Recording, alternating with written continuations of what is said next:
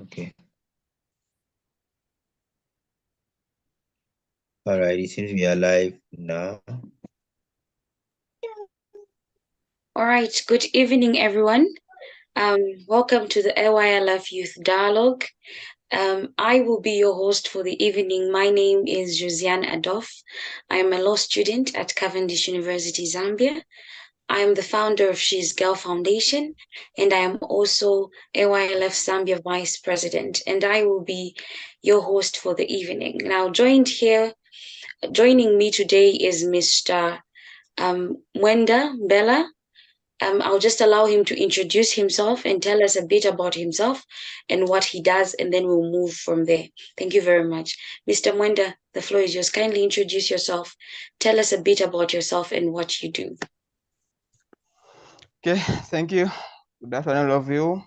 Thank you, Mr. Host. My name is Mbela Machumbe Mwenda. I'm graduate from University of Iringa. I was pursuing Bachelor of Science in Economics and Finance. Currently, I'm volunteer at Mabint Nuru Mind Initiative as financial manager, but also I'm the founder of the Really Ready Initiative and the chairperson of African Really Climate in Tanzania. I'm representing my Tanzania in African Really Climate Society. So that's a little bit about me. Then I'm also a member of Africa Young Leadership Foundation and also a member from Tanzania. Thank you. Thank you so much, Mr. Mwenda. It's good to have you join us. And we also have Mr. Kofi. He can kindly unmute and introduce yourself. He's also going to be among our panelists for the evening.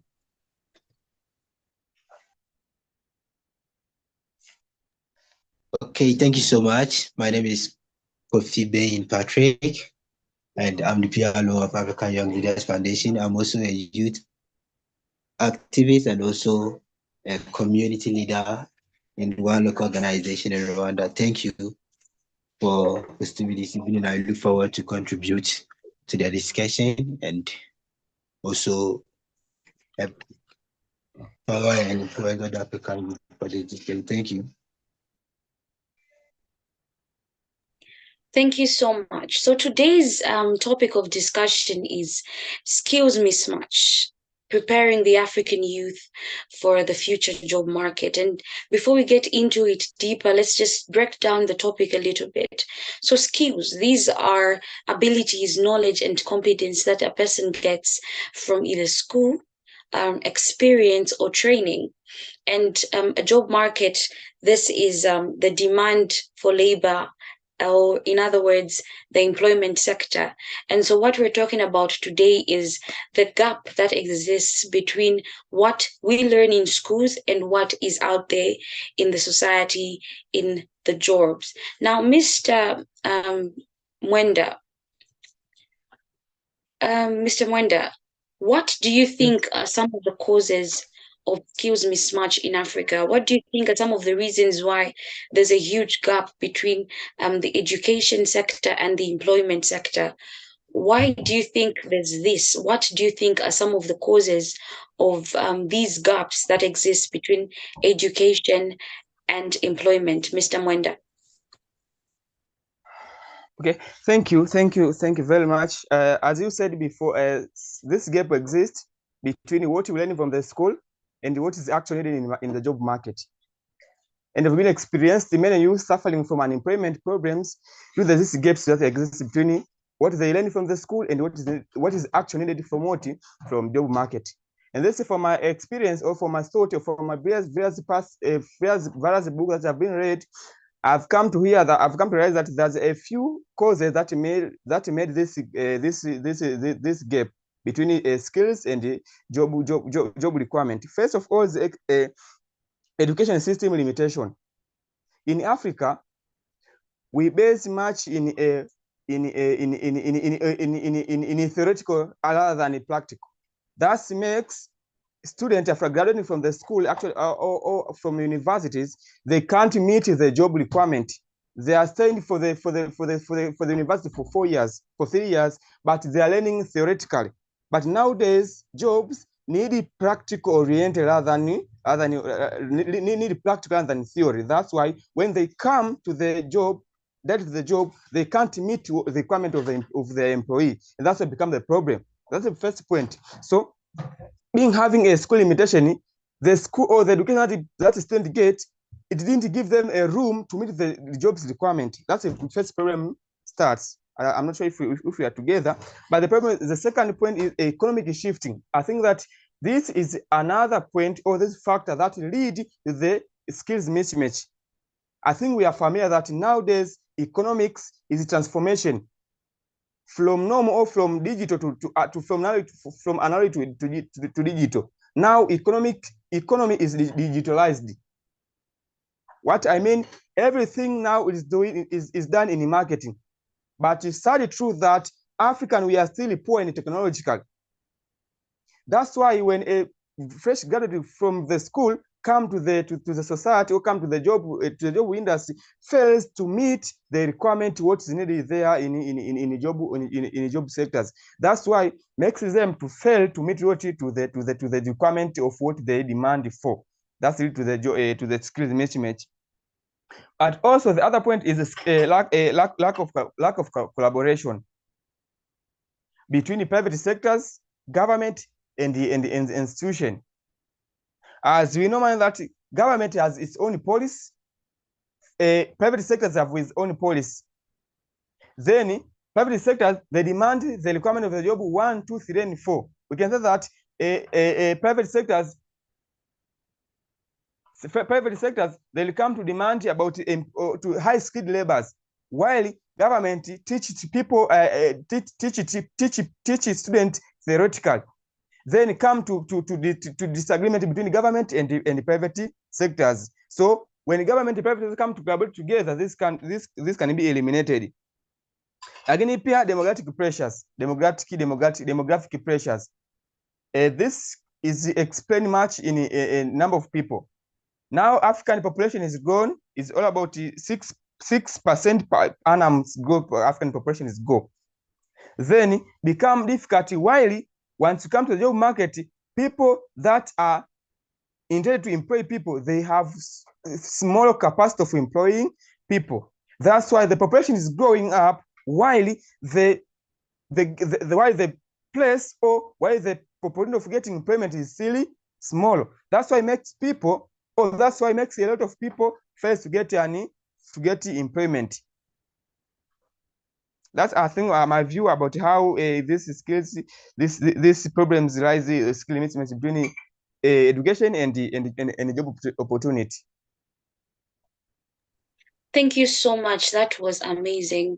Mr. Mwenda endeavored to show us that some of the causes of mismatch, which I mentioned was a gap between the education system and the employment, was he mentioned to say education limitation, which is something that we can all agree with, because the things that we learn in school are not what we find there. They're not the qualifications that we see, right? The ones that future employers are looking for. Now, my question for Mr.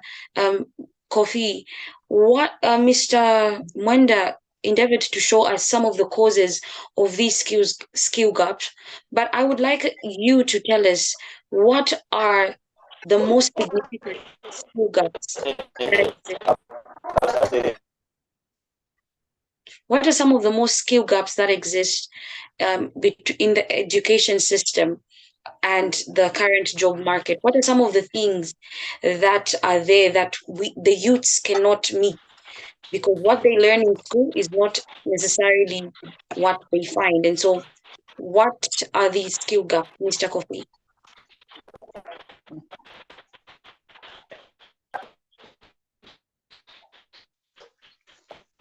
Okay, thank you so much, Ms. Josiane, and thank you, Mr. Mwenda, for the input that you put forward.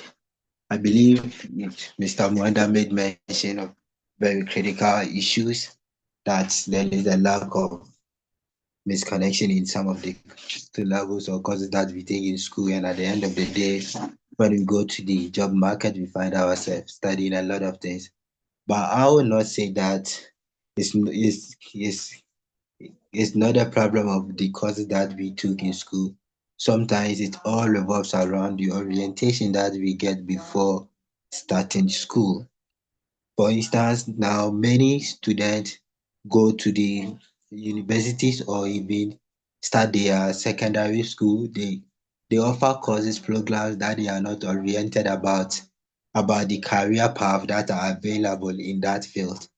At the end of the day, when they finish school, they all think like the course that I did, what I have to do is to sit in the office. Let me cite an example because without an example, it will be like I'm talking about this.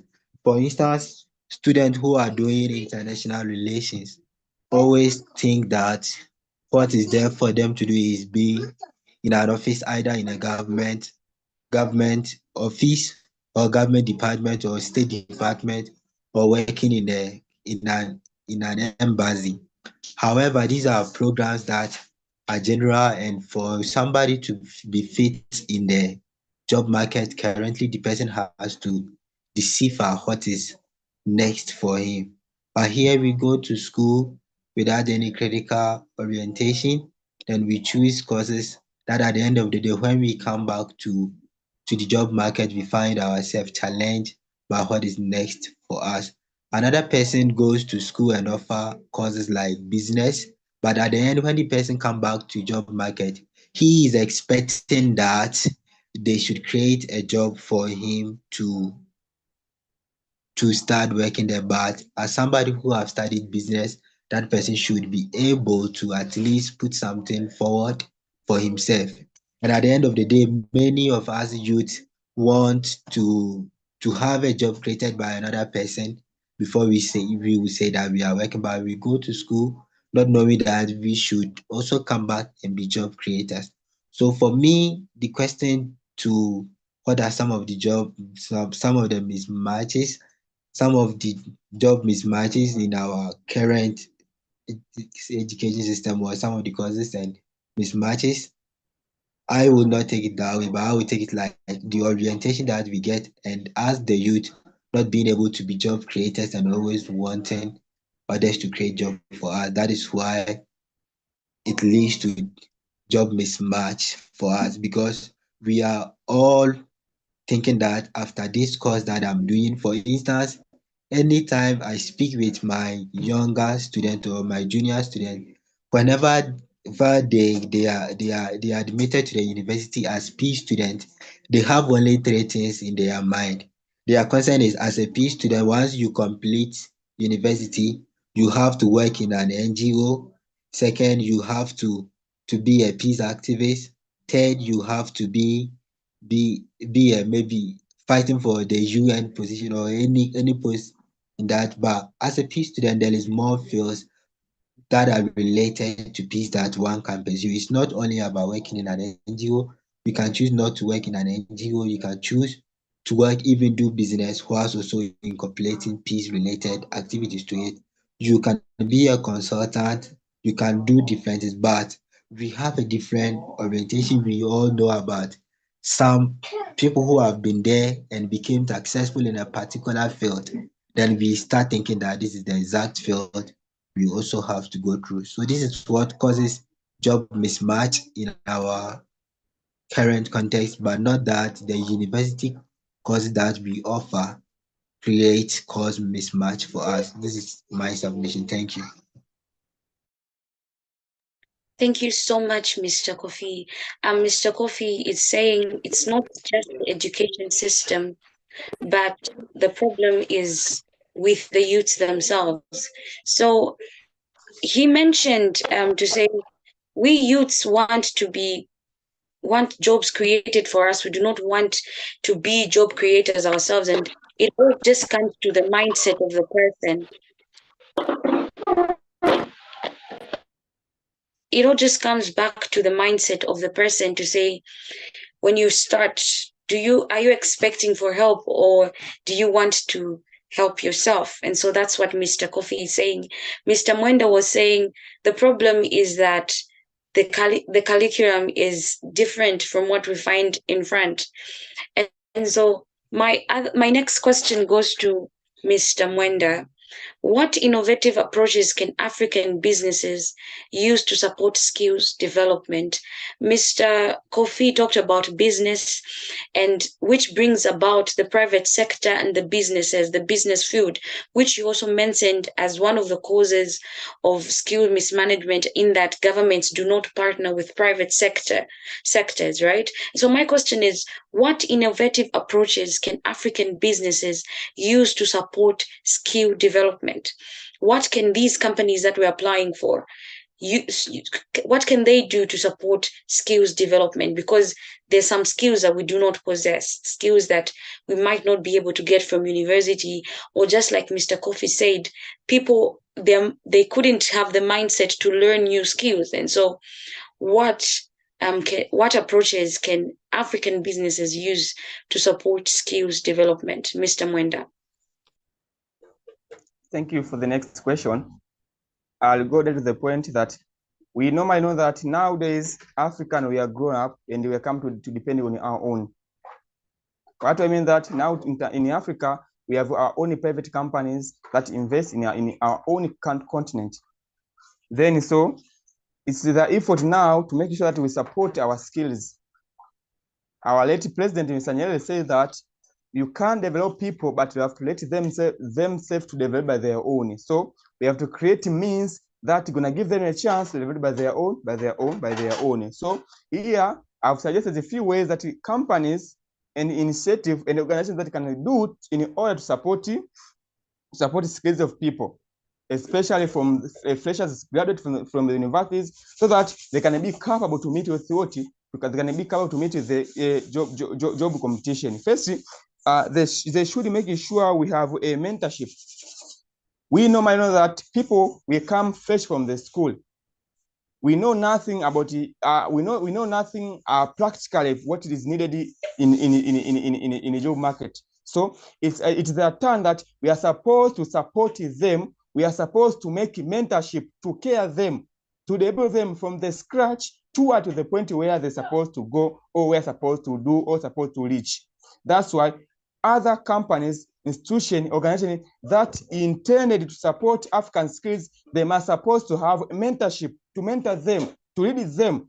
So the role of mentor is to make sure that he's the one who is coaching by her or him to make sure that he's reaching his goal. Somebody can come from schools fresh, from the schools, having skills, having ideas, but has not the one to mentor him or her. So any organization, any company is supposed to make sure that it mentor the skills. We have a lot of the skills in Africa, but we fail to lack the mentors. And if we lack mentorship, then we come to disappear from what we have, and we come to do other things. For example, I'm a financial specialist, but after graduating from the school, I've done nothing about finance. Then that's lead me to change the direction to go to other things that can make me to be better in financial. So, but if I will get a mentorship from a financial sector, from financial institution, this will increase the power for this will increase my financial power. But also, I just suggest in Africa we should have innovative labs. Innovative labs, these are the labs aim to make sure that we develop skills. For example, I can say an example in our university of Iringa, we have a Kyoto Hub. Kyoto Hub, this is a hub specially to develop entrepreneurship ideas from the starting point up to its maturity. So if we have a lot of labs like this Kyoto Hub, we'll make sure that every skills, every idea that African leaders or African youth has will reach the what is supposed to live. That's the second point. Thirdly, we have to make sure we make a collaboration with the startup. We have a lot of skills. We have a lot of young people that they are now starting. They have accomplished from the school. They have organized themselves together and starting doing something that will help them in their life. So private sectors or government, they make sure we make a collaboration, because these startups, they need to be touched by the developed ones. They can't sustain without having support. They can't sustain without having a mentorship, advice So we're supposed to make it that we collaborate with them so that to push their views, their views, their mission, their ambition toward forward. But second, but the last thing is corporate social responsibilities. Corporate social responsibility, this is what organization is done to the society. What is being to the society? In order for any government, in order for any institution to develop, must provide a corporate social responsibility that have positive impact to the society. We have a lot of youth that are in need of help. Then this organization you are talking about, they are supposed to make sure we support this through corporate social responsibilities. For example, I can be good in technology. I can be, let's say I'm gonna graduate in IT or computer science, but I lack skills, or I lack ideas, or I lack equipment that can assist me in my career. Then it's the time for those organizations, for the institution, to make sure we support them through providing them electronic devices that can help them to develop from one point to another. Thank you.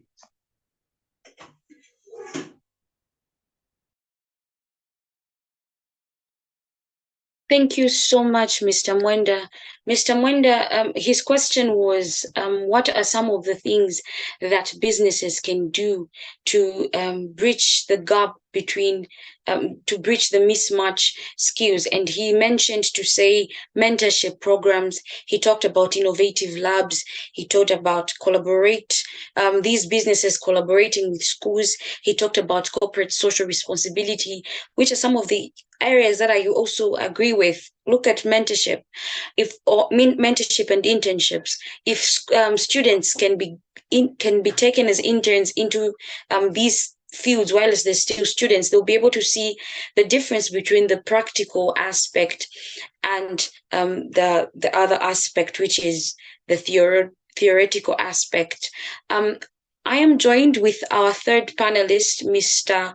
Osizua, who was supposed to have been with us, but due to some difficulties, he couldn't manage to join us in the beginning of our meeting. But I'll just invite him to briefly introduce himself, and we'll move from there. So, Mr. Osizua, the floor is yours. Kindly introduce yourself and a bit about what you do, and we'll proceed from there.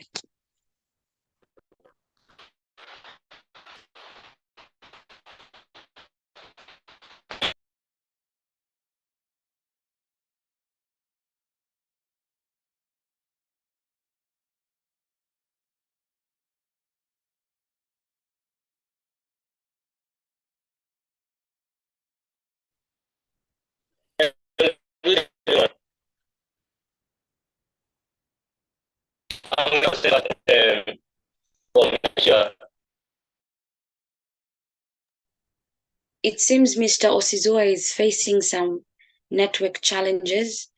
So we'll just proceed to Mr. Kofi. This question is for you. How can African countries combine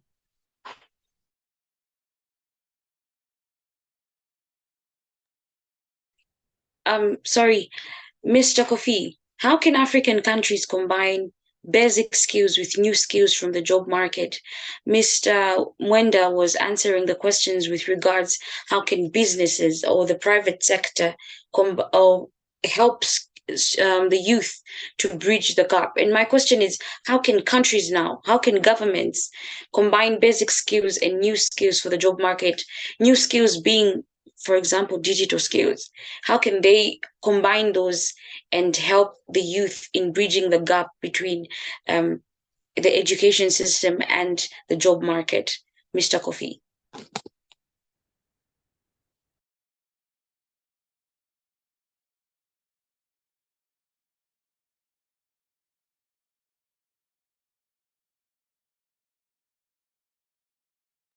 Hello, thank you so much, Ms. Josiane. Thank you, Mr. Mwanda, for the practical insight you are giving. And but this is another interesting topic. And in fact, first of all, I believe that as far as the world is now transforming and moving into a pace of digital environment or digital society, It therefore needs that if we want to really make the current skills match with the basic skills that we have, then therefore we cannot ignore the power of technology. So first of all, there needs to be there needs to be policies that ensures that there is training, there is literacy in tech, there is also development where youth can always have some trainings on basic technology tools so that they can use them for powering themselves. And beside that, there should also be curriculum reforms. That is, in fact, if we look at our current education system or the curriculum that it's focused on, some are really outmoded or outdated and therefore does not handle the current issues that the world is facing or does not really have a greater impact in the current job market. For instance, if previously or many education system does not teach entrepreneurial skills at the undergraduate, sorry, the primary level or at the secondary level, this current world which is moving in a fast pace with entrepreneurship and also other tech markets, there should be curriculums that help children or younger students to start developing entrepreneurial skills at a tender level that will help them to be able to fit in the job market. And also there should be more of what I will still emphasize on mentorship for younger people. There are those who are doing it perfectly, or there are those who are far beyond in terms of current job opportunities, and there are those who are still at the beginning stage. And therefore, for us to catch up, there needs to be still mentorship. We need to still bring up the people who are down by coaching them, by telling them how we became successful in this field. What did we do? What were the challenges? How can you overcome the challenge? And how can you really be able to fit in the current industrial society? And again, one another important thing is technical know-how. That is very critical. And in fact, for us to be able to catch up and bridge in the current job market, we need to possess technical skills. That is the ability to do technical activities because current world theory though functions because we use theory, we transform theory into practice. But if you are not good in practice, you will end up having theory but still not being able to apply them. So technical know-how is another skill that needs to be strengthened so that we will be able to fit in the current world. And my last point that I will talk about is also recognizing the fact that we are behind, particularly in the context of Africa, in so many things. For instance, tech, we are behind. In terms of digitalization, we are behind. And infrastructure development, we are behind, and therefore more investment has to go into these things that I have stated so that we, the youth, can at least also dedicate time to study them and catch up with those who have already been at the top. Thank you. Thank you so much. Thank you so much, Mr. Kofi. He mentioned to say the fact that is that we are behind, and looking at the way the world is moving, 20 years from now, not even 25 years or even 3 years from now, many jobs, most of the jobs will require digital know how, they will require technical know how. And some youths, unfortunately, are unable to um, go around PowerPoint, Excel, which is a big issue. And he talked about technical know how, and more investment needs to be made with regards digital skills, which leads me to my next question for Mr. Mwenda. Mr. Kofi mentioned to say more investment needs to be put into digital skill learning and training. How can education systems in Africa adapt to ensure students acquire relevant skills needed for the evolving job market. The evolving job market meaning the skills are the things that the needed skills are expanding. We have digital now, like you mentioned, to say we are moving from an analytical point of view to a digital point of view, where we now have to start learning on how to use a computer. How can education systems, how can our schools adapt to ensure that students acquire relevant skills? Relevant meaning important skills needed for the evolving job market. We learn a lot of things, but are they relevant? Are they important? And now, how can the schools in Africa adapt to ensure that students acquire the relevant skills needed for the evolving job market? Mr. Mwenda. Thank you first for the good question. The question that I was just thinking myself that we are now going to digitalize our economy. We are now going to digitalize our social. We are now going to digitalize our spiritual. But one thing you're supposed to insist on to advise that technology is there as a tool to simplify life, not the life itself. That's one that I'm going to make sure that technology is there to simplify only life. Once we talk about technology, we talk about everything that comes after the digital life.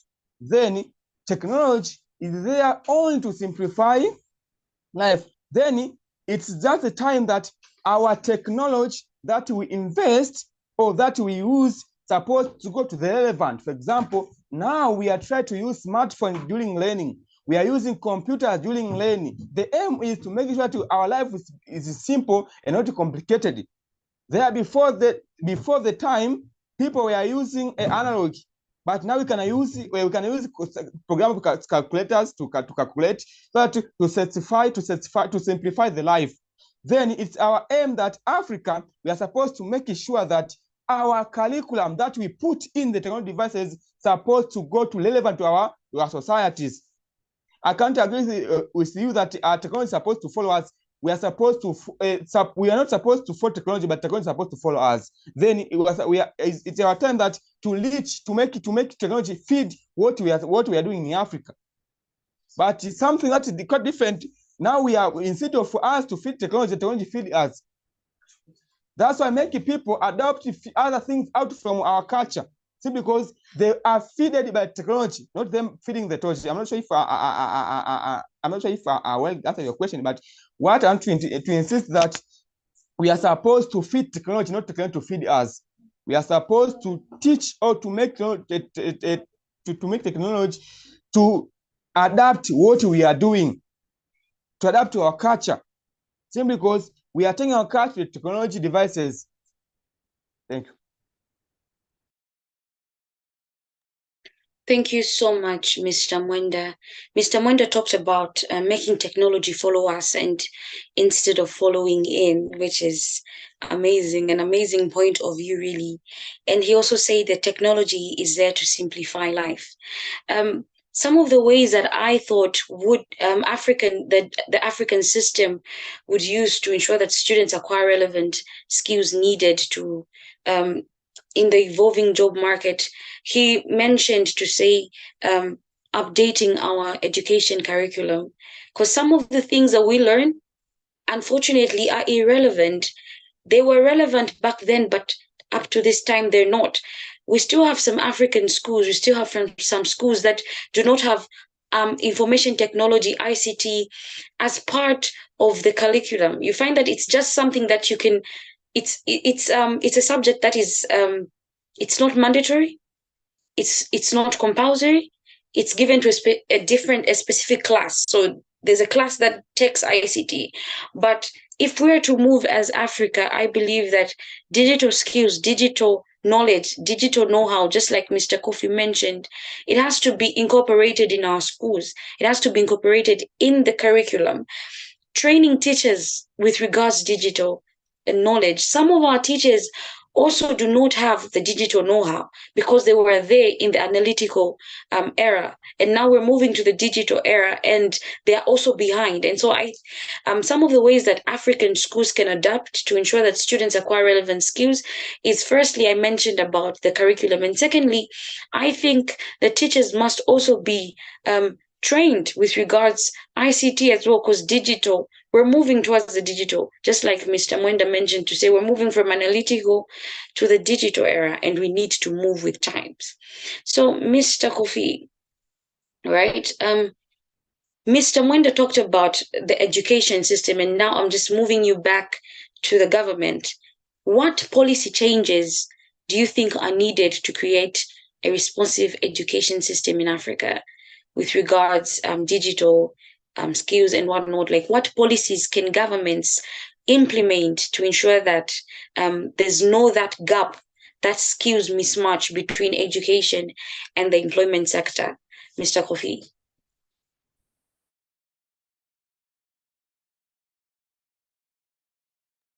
Okay, Ms. Josiane, thank you so much once again. I think this is an interesting question again. And first of all, one of the pending issues that many African education systems are facing is the colonial legacy, where most schools are still kind of attached to it and they are unable to decolonize themselves.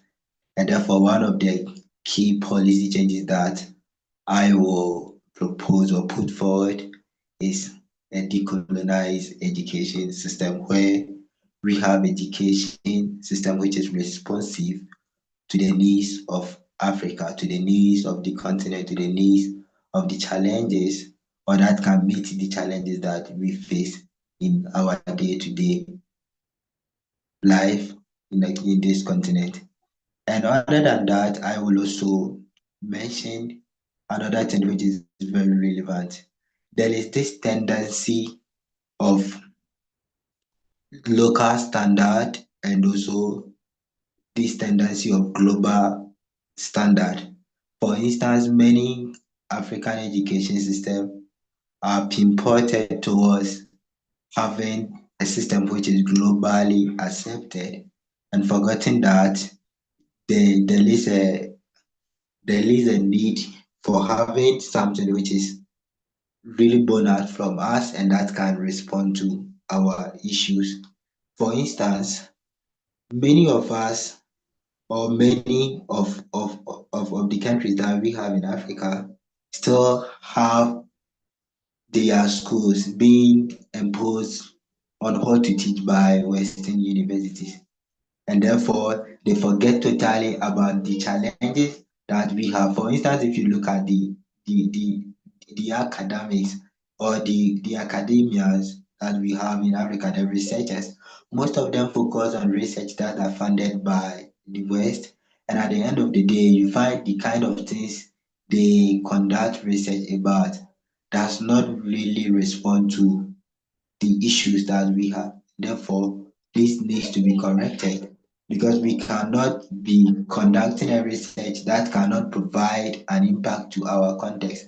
And we cannot have an education system where students go to school at the end of the day, they are not able to develop any critical thinking, they are not able to become problem solvers, they are not able to even think and do something in their own. Then we need to change that. And another thing too, there have to be a development in our technical education. In fact, many people, particularly in Ghana, there was by around the period of 2012 more, I believe many young people at my age, we were looking down at TVET because TVET used to be the secondary schools where many students that have least grades, that have least grades at their junior high school education, they are the one that apply to study in that secondary school. So we were looking at that is not important, it's not relevant. But looking at the current world, we need TVET, and therefore they need to integrate them or they need to even spearhead it to a higher level by improving how it works, improving also teachers there, and also adding infrastructure development to it so that it can be attractive. And they need to also sensitize people about it, that those who go to TVET, those who attend TVET are not individuals who are really not smart as we think, because many of us we were looking at courses like science, general arts, businesses, those are the courses that are the best. But people who go to TVET, we need them. And other than this, we cannot ignore the importance of STEM. For instance, you already mentioned that some schools don't even have, they have ICT courses, but it is only taught to particular class, or only few students are allowed to partake, or it is not compulsory. But we cannot really ignore STEM in this current world. We need it, and therefore our leaders need to invest more in STEM. There has to be infrastructure development around it. There have to be also opportunities given to people who are interested in studying STEM. There have to also be be more openings, and most of the of the criteria, most of the time stems, there is this tendency of only men dominating the field, and women needs to be encouraged more so that they can also partook in STEM programs. And other than this, I will also talk about improving on entrepreneurship, and also industrializations in the system. All this that we are talking about revolves around jobs not being available for people who graduate school, and also who come and not able to start something on their own. Therefore, if we have enough businesses, if we have enough work put in place, I believe that everybody after university, or after any studies the person does, because it's not only university that offers skill or opportunity to be hit in the job market. Any study that the person does, the person could get something doing. So there needs to be an investment in job creation. There needs to be also an investment open, making free network with other private organizations so that they can also invest more, provide coaching to young people, as well as also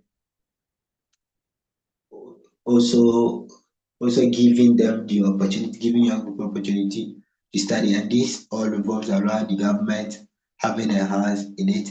And the next thing I will propose is work-based learning, that is learning which is oriented to work. It shouldn't be a learning that you are learning to live it, but a practical, and also immediately after completing, you know that what you studied, you are putting it into practice, you are going to earn a living out of it. For instance, I recommend, sorry, I commend many NGOs here who are doing initiatives that focuses on entrepreneurship for young women, for young teens, and so on. You find that the kind of approach they have is that if this person is learning a tailoring, they expect that immediately the person finish studying that tailoring, the person should put it into practice to start earning a living from it. So that's the kind of policy that maybe our leaders can put in place, that will help us to be able to fit more in the job market. Giving us, so to summarize, there is a need to have a web-based learning that will help us to be able to fit in. And also there needs to be decolonization of our education system, and there needs to be institutional support for capacity development that is helping students to be more critical, more open, and being able to also come out as a graduate who are coming in as job creators, but not just waiting for others to give them job. And another, there needs to be more training for young people who are also coming up. Thank you. Thank you so much for that wonderful, wonderful list of ways in which policy can change to be responsive. Mr. Kofi has mentioned to say decolonization of the education system. This is a big thing because you find that the curriculum that we're using, some of the African countries, that the curriculum they are using is so outdated that even our colonizers have long gotten rid of it, but we're still with that curriculum, which is something that is very important. We really need to decolonize our education system. He talked about encouraging entrepreneurship. I remember when he started, he said the youths think that jobs must be created for them, but at the end of the day, not everybody will be able to work in an office. You need to create that office for yourself. And so, which leads me to the next question. We've been talking all throughout since we started about digital skills and digital skills and digital skills. And our discussion has been based on digital. Mr. Mwenda talked about moving from that we are moving from analytical to digital. Mr. Kofi said, we need digital know-how in our education system. And so my question for both my panelists as we conclude is, what role can technology and digital tools play in addressing or bridging the skills gap? We have a skills gap between the education sector and the employment sector. And so what role can technology tools play in addressing these skills? And okay, that's another question. So let's start with this one. What role can technology and digital tools play in addressing or bridging the skills gap? I'll start with Mr. Mwenda and then I'll go to Mr. Kofi. Both of you can help address that question on how technology and digital tools, what role do they play in addressing or bridging the skills gap? Mr. Mwenda. Thank you, madam, for your question. As you said, that is our question to discuss or address on how this issue or these tools can be used to address this gap existing between education from educated people to the job industries. So once you talk about as I know that once you talk about digital tools, we talk about all digital telecommunication tools that we are currently needing in our real world. Then their aim is to simplify work, to simplify tasks, to bring people together. All of them aim is to solve the skills mismatch or to see the problem for unemployment as our center of discussion. Then, for example, nowadays we have the able to we are now moving to the we are moving from analog digitally to the artificial intelligence. And the artificial intelligence comprise all sake of the life. So these tools, they have nothing to do rather than simplifying the youth tools. Now, through these tools that we are using technologically, they have connected us from different points of the African continent. That's the aim. That's what they're doing to do. So, for example, here I can have ideas I can provide to you. You can provide to me that can help me to do in my country to develop from one point to another. You said you're from Zambia, if I'm not mistaken. So here in Zambia, you can be doing 1, 2, 3. And here in Tanzania, can be do 1, 2, 3. So the existing of these technological tools, they can make us exchange ideas. So I can that first of all, these tools, they simplify work, they save the time, but also they act as a connection between youth. So through their connection, makes people to simplify or to bridge this gap that existing between. Through these tools, will teach people which company need, which employee are needed in a certain institution. That will make a youth to be trendy, to be shaped to the requirement of the task. So then we'll make sure that I will come to remove this gap that exists between youth. Thank you. Thank you so much, Mr. Mwenda. Mr. Kofi, the same question as well. What role can technology and digital tools play in addressing or bridging the skills gap that exists? Mr. Kofi, the same question, please.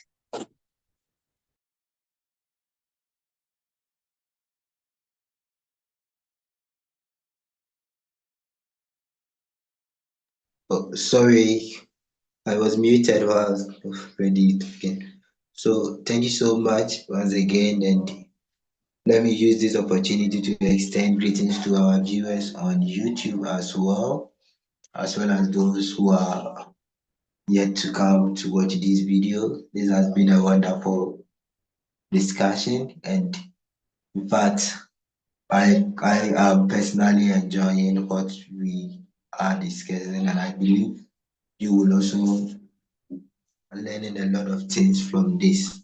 So going ahead with the question that I was requested to say something about it. First of all, we all know that Africa faces significant challenges in its education system, and not only in the education system, but many sectors too we have problem. And looking at two important sectors, we are looking at the education system in addition to digital or technology. In fact, tech itself is a big sector that Africa has not been able to develop it fully to its standard or even to the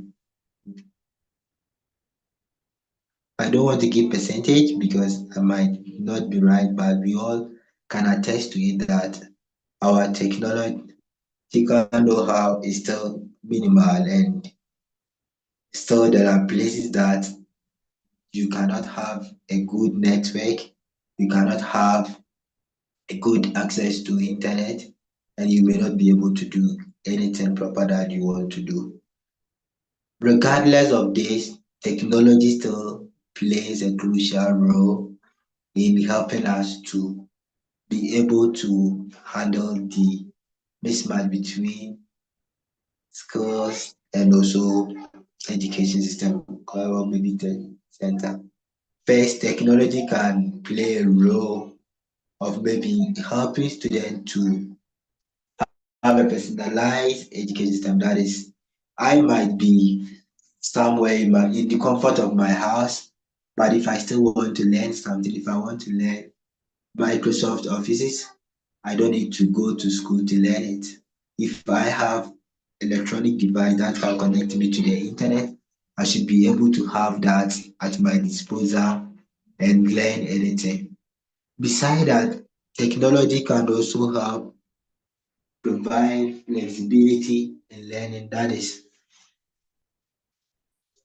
we are currently moving in a very high space where information spread easily. So if there is something that is happening in a place which is being successful, for instance, if we go online and we see a new model of something, or we see something that is evolving, that is being heavyweight, we are all tempted to do the same thing. Let me use a simple example like these TikTok challenges that people create.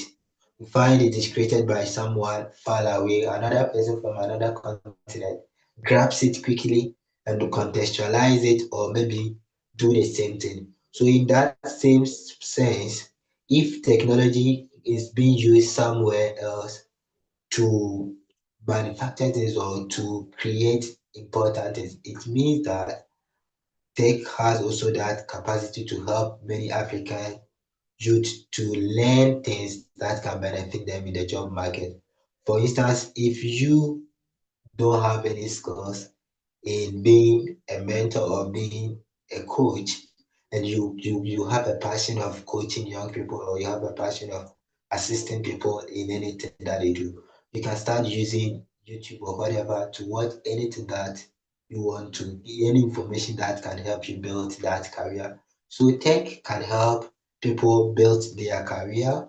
Other than that, it can also help people learn in a flexible and even personalize their own time of learning, unlike the traditional classroom learning where there is a structured time that all students have to be on board, whether you like it or not, then you go there to study. But for tech, you can learn at your pace at a time that you find comfortable. And at the end, tech can also help us be able to collaborate and also learn things from different contexts that can help us in our own context. So this is what I will put forward. Thank you. Thank you so much, Mr. Kofi. Thank you very much, Mr. Mwenda. Thank you so much to everyone who's watching, to everyone who will be watching. This has been an amazing discussion. Our topic of the day was skills mismatch and how to preparing the African youth for the future job market. And we talked about I started with defining skills mismatch as a gap between the education system, the education skills, the skills that we have as youths, and the skills that the employers need out there. And we also discussed to what were the causes, what are some of the causes of education, or sorry, the causes of skills mismatch, which Mr. Mwenda highlighted to say we have an outdated education system. Mr. Kofi mentioned to say our education system is still based on our colonial masters, and we need to decolonize our education system. My last question as we conclude is going to both my panelists. Of course, we're running out of time, but just briefly, because our topic is skills mismatch, but we're also talking about preparing the African youth for the future job market. And my question I'll start with Mr. Mwenda. How can the youth prepare themselves for the job market? What can I do as a youth that is not yet employed, or as a student? What can I do to prepare myself for the future employment, for the future market of opportunities out there? What can I do as a young person to prepare myself for the job market? I'll start with Mr. Mwenda. What can I do? What are the ways in which the youth can prepare themselves for the job market? Because we're not just outlining the gaps here, we're also supposed to be helping out, to help be helping each other. And to the youth that is watching out there and they want to prepare themselves for the job market, they've realized that there's a huge gap. But what can the youth do to make sure that they're not there's that gap is reduced and they breach that gap? Mr. Mwenda. Thank you for your question. And that is not only for youth, it's even for myself. I can advise we as a youth. Only thing I can't talk a lot about this last point or last question, but I think only thing we are supposed to do is to stay updated. We as a youth, we are supposed to be updated. Technology era require updation. Even your PC, even your phone need updation daily to daily. So we as a youth, in order to cope up with these changes, in order to cope up with the problem of unemployment, in order to solve this challenge, we are supposed to stay updated with everything, because we as a Christianity, we believe in grace, but grace is a combination between preparation and opportunities. When you get preparation and the opportunity comes, that's grace happen. There's no grace without your preparation. There's no grace without opportunity. So in order to be capable with what is going to happen in the future, we are supposed to stay updated on how. We are supposed to connect to everything that we know that will help us to make sure to reach our goals. For example, here myself, apart from being a financial specialist, but I'm updated in different issues. I'm now a member of African Young Leadership Forum. I'm a member of UNAC. I'm a member of different forums, different platforms that connect youth globally, that connect youth from my region, my country, my cluster, I mean East Africa, my Africa, but the world as it is. So this makes me to be close to the opportunities that intended to be to the youth. So my call upon youth is that we are supposed to stay updated, stay connected to the how technology goes. Nowadays, technology requires you to have your phone or your technology devices can give you opportunities. Then it's time that we are supposed to stay updated. Let's increase our skills. Let's go to school. Let us learn apart from what we learned from the school. Let us meet let us go network. Let us network with people. Let us share ideas. Let us try. Let us make mentors. Let us volunteer. So through volunteering, through making forums, through making discussion with different people, changing ideas, we give other skills that you're gonna do. They're gonna do another thing out from what we have learned from the school. For example, nowadays we have lawyers that are doing engineering. We have lawyers they are doing public relations. We have lawyers they're teaching because they have been stay updated. They have been connected. They have collaborated. So the only thing that I'm gonna advise is we as youth we are supposed to stay connected. We have to collaborate and we have to update ourselves day to day. Technology change daily. So we as the youth we are supposed today to update ourselves day to day so as to meet with the speed of technology. Thank you. Thank you so much, Mr. Mwenda. Mr. Mwenda has seen a lawyer doing engineering work. Wow. Amazing, amazing. He talked about updating ourselves with everything, joining different platforms that will help you in capacity building, and so that you're privy to the opportunities that are there, network yourself. Mr. Kofi, the same question. How can the youth prepare themselves for the job market, Mr. Kofi? Thank you so much. So, not going far from what Mr. Nwanzi have mentioned, firstly, there is a need for African youth to be able to be adaptable. They need to develop adaptability and the spirit of learning, which is closer to staying updated. In fact, we are really living in a rapidly changing world, and therefore, for one to fit in this current world, the person needs to be adaptable, the person needs to be resilient, the person needs to be goal getter, the person needs to be somebody who is able to chase something, who is able to learn fast, and who is able and willing to always update his mind or to learn something new. I, for once have benefited from being able to learn things quickly. And if you really want to fit in this current job market, then you need to be able to learn quickly, whether being technology skills, whether being soft skills, whether being personal skills or whatever, you should be able to learn it at a very space. Then another thing that I will talk about is currently we are living in a globalized world where we are all connected through medias and so on and so forth. For instance, this evening we have convening on YouTube where others are watching us from different places.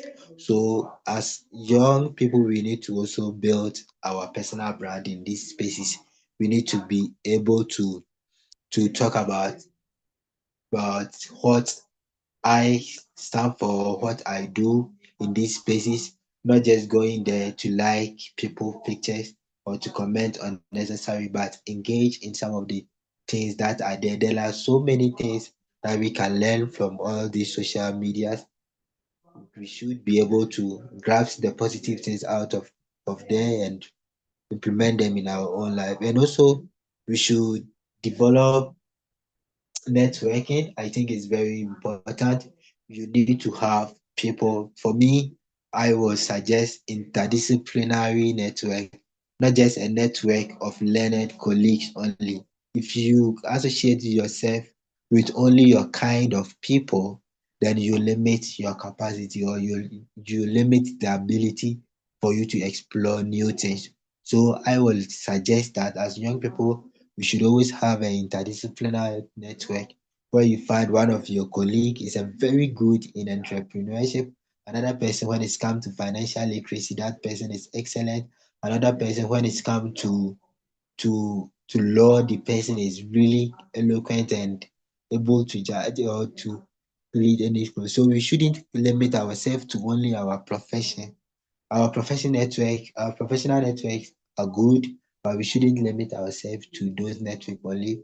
But it should be network that is interdisciplinary, so that we can also use that as an opportunity to create something, to develop something that can be very important to us. And another thing, we should not forfeit the importance of mentorship. If you see somebody that the person is excellent, the person is good in something that you think that you are not perfect, it is not wrong to ask the person to teach you. It is not bad, it is not shameful to accept your weakness, that you don't know this and you are interested in learning it. So we should develop that kind of mindset where we are able or always interested in learning something from others, and also being able to accept our own flaws when things go wrong, and there we will be able to fit in this changing world. Other than this, I believe what my co-panelists mentions are all important, that we can adapt in our own life to be able to fit in this daily market. And sorry, one important thing is also now, one of the leading programs is AI, cyber securities, and so on and so forth. So these are things that young people need to import themselves towards, or they should pin themselves towards it to get, to be able to fit in that system. Tech is leading now, so if you ignore tech, if you ignore these important skills and still chasing the traditional skills or traditional knowledge or traditional jobs, you will end up still not being able to fit in this changing world. Thank you. Thank you so much, Mr. Kofi. Thank you so much, Mr. Mwenda. It was an amazing discussion where we talked about skills mismatch, and we've just ended with talking about how young people can prepare themselves for the job market. And I'm so happy that Mr. Kofi and Mr. Mwenda both talked about networking. And Mr. Kofi said interdisciplinary networking. I remember Mr. Mr. Alfred at the IYLF conference that we had, he mentioned to say, do not only network with your fellow people, people in the same field, which is something that really helped me out. If you're a law student, don't just want to network with law students or lawyers, network with businessmen, because those are going to be your future clients. Network with a lot of people. You might need this person or that person, or they might share an opportunity that can actually help you out. And Mr. Kofi talked about developing technological skills, because the whole discussion was based on digital skills. Mr. Mwenda said we're moving from analytical to digital, right? As a youth, to prepare yourself for the future job market, develop technological skills. Don't wait for the lecturers to include that in your module. There are these free courses online that are available to say, learn how to use this. Go to YouTube, type how to use Excel, how to use PowerPoint. Let's use technology to make our lives easier, just like Mr. Mwenda mentioned. He said technology is there to make our lives easy. Let's use it to learn, to acquire these skills that we do not get from schools. Yes, we've talked about our education system being outdated, but Mr. Kofi also mentioned to say, you as a youth, you need to go out there, get these things, get these skills. Yes, it's not there, but that's not going to help anyone. Don't wait for things to be created for you. Go out there and create it for yourself. And so he talked about building a good personal brand on social media. A lot of young people are active on social media, right? Doing things that are very irrelevant. And then they complain of being unemployed, right? Which is, yeah. So build a good personal brand on social media. Social media platforms like LinkedIn, for example, you can find potential employers there. You can find potential employers. Building your personal brand is going to attract people to know about. It's going to attract potential employers. They're going to reach out to you. So build a good personal brand. Do not just go on social media to like and comment. Just like Mr. Coffee mentioned, develop technological skills. Train yourself. There are a lot of online free courses out there that you can get access to. Learn how to effectively communicate, how to learn public speaking, adapt, just like Mr. Mwenda mentioned, to say adapt to the society, adapt to the times, be updated with regards everything, network, learn, mentorship. Always do not be afraid to concede, to say there's some things that you do not know, because there's always going to be a person who is above you, who has done something that you are doing now, and they're more experienced, because skills can be gained through education and through experience. And so do not be afraid to concede that I might not know this and I might not know that. So thank you so much to everyone who's watching us online. Thank you so much to my wonderful panel. We had Mr. Kofi and Mr. Mwenda. They really helped us out, and this is an amazing discussion. And I really hope that the future is bright for the youth. And we're not the future leaders, we are the now leaders. We are the ones that we have been waiting for. I have been your host for the evening. My name is Josiana Doff. It was amazing to host the AYLF Youth Dialogue, and thank you so much for being a part of this amazing discussion. I'll just have Mr. Mwenda just give us his final remarks, and Mr. Kofi to give us his final remarks, and then we can end our meeting. Mr. Mwenda. Thank you. I think my final remarks from the ones for those who are with us live here is on to make a follow up with what we have been discussing. We have already discussed a lot about how to empower youth from facing the unemployment problems. Then we have discussed a lot of things, but I'm sure that we are not the one who discussed all about this. We have a lot of people, a lot of forums, a lot of journals that people can learn skills so that they can learn on how to develop themselves. So I would like to advise people so that to make sure they make a follow up for what they're doing, and making integrating advice that they get from people so as they can move themselves from one they are to another. Thank you. Thank you so much, Mr. Mwenda. Mr. Kofi, your final remarks. Thank you so much, Ms.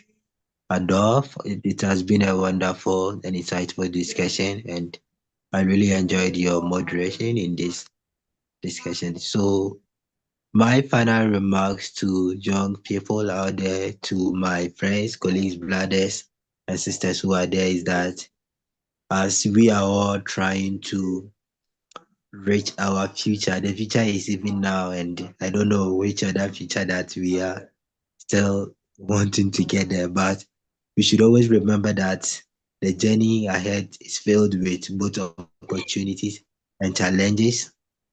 And definitely, we can always fit in if we are able to embrace the change that is happening, and also able to pursue our passion, but not just influenced by what others are doing, then we also want to do.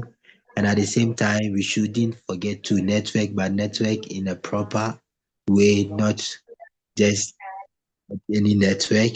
And above all, we should be resilient and always hopeful, and also cultivate the spirit of learning. I believe with this, we will be able to fit in the world which is constantly changing. Thank you. Thank you so much, Mr. Kofi. Thank you so much, Mr. Mwenda. Thank you to everyone who is watching us online. This has been an amazing discussion. This has been an amazing topic of discussion. The youth are the majority population in Africa, and we need to work on ourselves. Just like Mr. Kofi mentioned, it's up to us to work on ourselves. It's up to us to learn these skills. And so brand yourself, make sure that you're available, position yourself in the right position, and everything will be all right. It has been an amazing discussion. It has been an amazing topic of discussion. Thank you so much to everyone. this is the end of the youth dialogue for this series. Amazing, amazing. Let's meet next time for the other series. Thank you so much.